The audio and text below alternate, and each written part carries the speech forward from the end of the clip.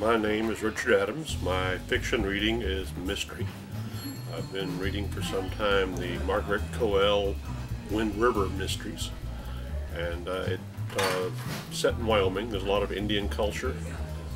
The protagonists are a Indian lawyer and a Catholic priest, and I try to keep up with the series. It's still in production.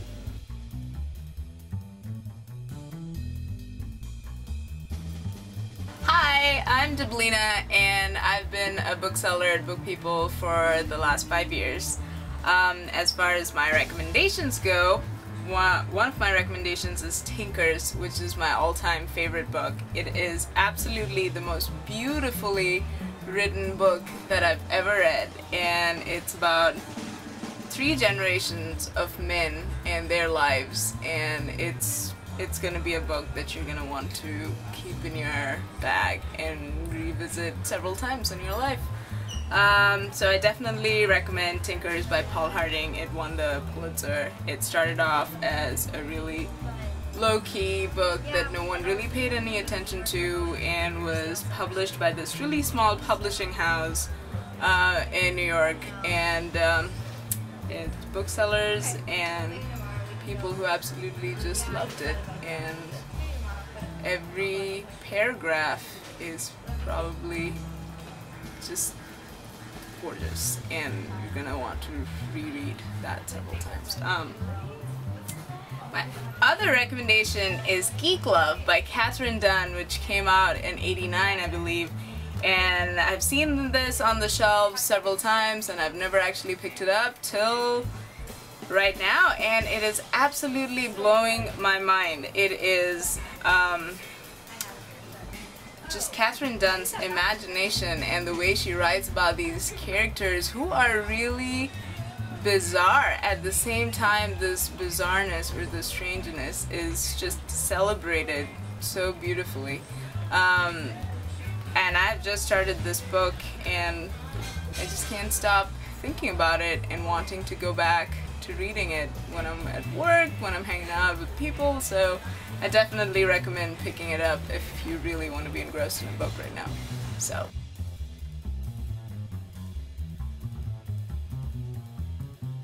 My name is David Oslin, and I've been reading all the books that one of my nieces in Wisconsin reads. She belongs to a book club, and I don't want her to get smarter than I am. So.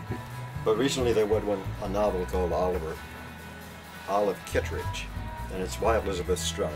This is not Olive Kitteridge, but this is the right author.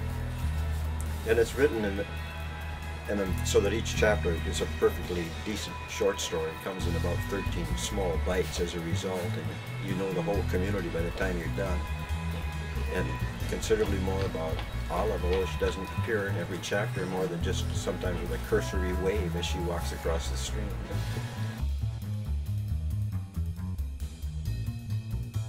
Hi, my name is Erin, and for my summer recommendation, I would advise you to read The City of Your Final Destination by Peter Cameron.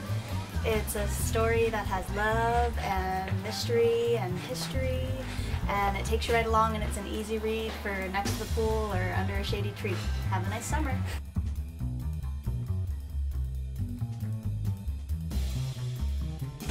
I'm Scott Montgomery. I'm the crime fiction coordinator here at Book People, and we're just going to go through some good books you might really enjoy for the summer. If you're looking for a summer read, like a really fun summer light read, the best one I can recommend for you for this summer is Duane Trzynski's Fun and Games. If you're not familiar with Duane, he did some of my other favorite books, most notably The Wheelman and The Blonde, also Severance Package. What's great about this is not only is this the great summer read, it's also going to be the great fall read and the great spring read for next year, because it kicks off a trilogy that he's going to wrap up in less than a year. And it's a really fun book that deals with kind of LA life, kind of skewers that a little bit, and has a cop that has to deal with a Lindsay Lohan kind of actress that's running from a group of killers that are paid to make murders look like accidents. And it's just a non-stop, like, funny thrill ride and just insane fun. So this is the book I'm recommending a lot to people. Another really good kind of light summer type read by another favorite author is Dawn Patrol by Don Winslow. It's been out for a few years. When it came out, it was probably on every mystery bookstore's top 10 list of that year. And it deals with a character, Boone Daniels, who's a part-time PI, full-time surf bum in San Diego. And gives you a mystery that's like starts out as a really great, light, fun action PI thing. It's a little bit deeper and a little bit darker, but then is able to kind of take you back out of it and back into a good mood and get you out of that darkness. I would also say, too, if you like this book, his sequel is finally going to be coming out called Gentleman's Hour later in August. And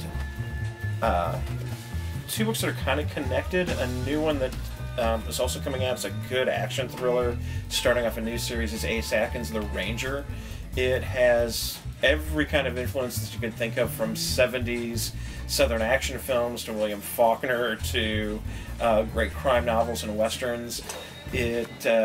Basic premise, it's a Afghan war vet coming back home to a southern town and finds that it's really corrupt, and his uncle, who's the sheriff, was murdered, and he's out to kind of clean up the town with his one-armed badass buddy who's also a war vet. And if you like kind of like the movies like Walking Tall, or another good one would be Rolling Thunder, or those kind of like drive-in classics, this is kind of like a very smart version of those, and I really can't wait for the rest of the series to go. And a more classic book, in fact, it was kind of recommended me to Ace because it was kind of used as a template for the Ranger, is an early Ross MacDonald book called Blue City. If you're not familiar with Ross MacDonald, he's considered one of the classic PI writers. He created the character Lou Archer that was kind of the first detective for the social conscience. And this is an earlier book he did before Lou's career that has this guy whose name is Johnny Weather, and if you can't think of a better hard pulp name, I don't know, it's better if you is.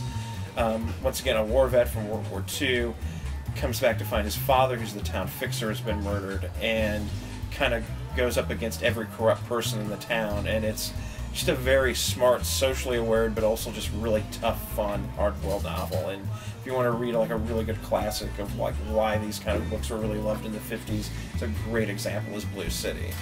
And probably my favorite book, possibly in the last 5 years, is Megan Abbott's The End of Everything.